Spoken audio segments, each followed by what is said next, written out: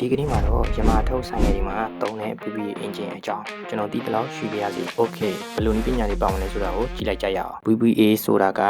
variable bell actuation ရဲ့အတူကောက်ဖြစ်ပါတယ် bell ဆိုတဲ့အဆိုရှင်တွေရဲ့လှုပ်ရှားမှုပြောင်းလဲနိုင်တဲ့ engine လို့အဓိပ္ပာယ်ရပါတယ် engine ထဲမှာပါဝင်တဲ့အစိပ်ပိုင်းတချို့ရဲ့အခေါ်လေးတွေကိုအရင်ဆုံးကြည့်လိုက်ကြရအောင်နံပါတ်1 bell ပါbell ဆိုတာက engine တွေကအဆိုရှင်တွေဖြစ်ပါတယ်တချို့ engine တွေမှာ bell 2ခုပါတယ်တချို့ engine တွေက bell 4ခုပါတယ်ပေါ့နော်အဆိုရှင်အမျိုးအစား2မျိုးရှိတယ်ပထမတစ်မျိုးက intake bell ပါ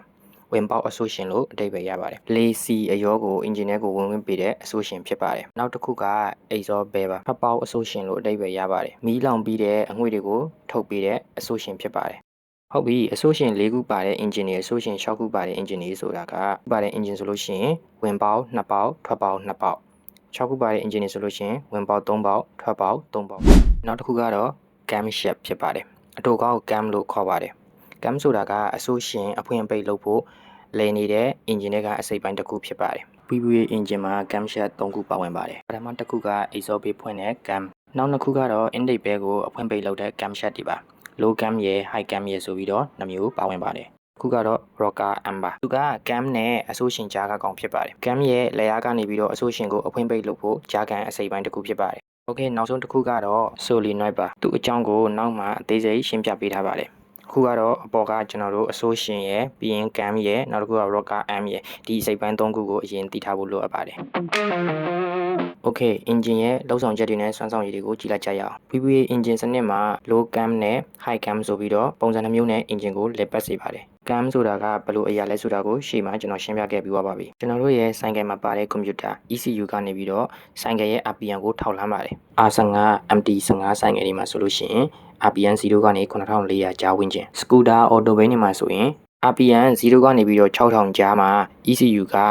engine ထဲမှာ low cam ကိုပဲအသုံးပြုပါတယ်အသုံးပြုနေချိန်မှာဆိုရင်အဆိုရှင်ကအကျယ်ကြီးမဖွင့်ဘူးပြီးတော့ခဏလေးပဲဖွင့်ပေးမယ်အဲဒါကြောင့်လေဝင်နေမယ်ပြီးတော့စီဝင်နေမယ်စီစားတက်တာမယ်ပေါ့နော်လောင်ကျွမ်းမှုနည်းနည်းလေးနဲ့ engine ကိုလက်ပတ်စေတယ်အဲဒါကြောင့်မို့ RPM နေချိန်မှာ engine မတုံဘူးမောင်းနေရတာ smooth ဖြစ်တယ်နောက်ပြီး piston တွေ crankshaft တွေပေါ်မှာဖိအားလည်းနည်းမယ်ဝင်လည်းနည်းမယ် engine ထဲမှာပို့တိုက်မှုတွေဖိအားတွေလည်းလျော့နေတယ်ဒါကြောင့် engine အပူတက်နေတယ်။ရဲ့တက်တန်းကိုပူပူကြာကြာခံနိုင်ရရှိတယ်ပေါ့နော်။ဒါကြောင့် PPA engine သုံးတဲ့ဆိုင်ငယ်တွေမှာဆက်ဆက်ထွက်ချင်းမှာဆိုလို့ရှိရင်စောင့်ပြီးတော့မယုံဘူး။တနည်းအားဖြင့်အထွက်မှာစမှုဖြစ်တယ်ပေါ့နော်။ ECU ကွန်ပျူတာစနစ်ကနေပြီးတော့ဆိုင်ငယ်ရဲ့ RPM ကိုထောက်လှမ်းတယ်။ RPM 6000ဝန်းကျင်အထက်ရောက်သွားပြီဆိုလို့ရှိရင် engine က high cam ကိုအတက်လုပ်ပြီးတော့ high cam ကိုအသုံးပြုပါတယ်။ high cam ကိုအသုံးပြုနေချိန်မှာဆိုလို့ရှိရင်အဆိုရှင်တွေကကြဲဖွင့်တယ်ပြီးတော့ကြာဖွင့်တယ်လေဝင်စီဝင်ပိုများမယ်အင်ဂျင်ထဲမှာလောင်ကျွမ်းမှုကြီးမယ်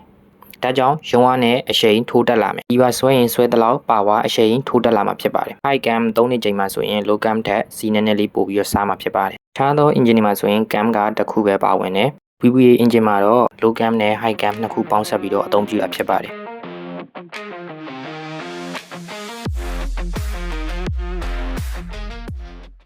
တစ်ခုနဲ့တစ်ခုဆွဲလုပ်ဖို့ဆိုလို့ရှိရင်တော့ကျွန်တော်ရှိမှပြောခဲ့တဲ့ solenoid ကအလုပ်လုပ်တာပါ solenoid ဆိုတာကလျှက်စစ်အားကိုအသုံးပြုပြီးတော့သူ့တွေကပင်လေးကို movement ဖြစ်အောင်ပြောင်းပေးတဲ့စိတ်ပိုင်းတစ်ခုပါပြောရရင်သူ့ကိုလျှက်စစ်ပေးလိုက်ရင်သူ့တွေကပင်အချောင်းလေးကရှည်ထွက်လာမယ်လျှက်စစ်ကိုဖြတ်တောက်လိုက်ရင်ပင်အချောင်းလေးကပြောင်းဝင်သွားမယ်ပင်ထွက်လာတဲ့အချိန်ကျရင် low rocker arm ထဲမှာရှိတဲ့ပင်ချောင်းလေးကိုသူကတွန်းထည့်လိုက်ပါတယ်တွန်းထည့်လိုက်တာဖြစ်တဲ့အတွက် high rocker arm နဲ့ကိုပင်ချောင်းလေးဝင်သွားပြီးတော့ high rocker arm ကအသက်ဝင်လာပါတယ်မောင်းနေနေရင်းနဲ့ RPM အနှိမ်ကိုပြန်ရောက်သွားပြီဆိုလို့ရှိရင် solenoid ကိုပေးရတဲ့လျှက်စစ်ဖြတ်တောက်သွားပြီးတော့ solenoid ထဲမှာရှိတဲ့ပင်လေးကအထက်ကိုပြန်ဝင်သွားမှာဖြစ်ပါတယ်high rocker arm ကိုလောလုပ်ထားတဲ့ပင်လေးရလေးပဲ supply ကြောင့်နောက်ကိုပြန်တွန်းကန်လာပြီးတော့ high rocker arm ကပြန်ပြုတ်သွားမှာဖြစ်ပါတယ်အဲချိန်ကျရင်တော့ low rocker arm ကပဲအသက်ပြန်ဝင်ပြီးတော့ဆိုင်ငယ်ကိုလက်ပတ်စေမှာဖြစ်ပါတယ်ဒီ engine ရဲ့အကြောင်းကိုအနည်းချုပ်ပြောရမယ်ဆိုရင် low RPM မှာစီစားတက်တာပြီးတော့ engine လက်ပတ်မှုပိုတင်ငိမ့်မယ် high RPM မှာ power တက်လာပြီးတော့အရှိန်တင်ပုံမမြန်ဆန်မယ်မြို့ရင်းမောင်းနေတဲ့အခါမှာလည်း smooth ဖြစ်ပြီးတော့ highway ထွက်ရင်လည်းအားကောင်းတဲ့ performance ကိုရရှိစေမှာဖြစ်ပါတယ် PPA engine ဆိုတာက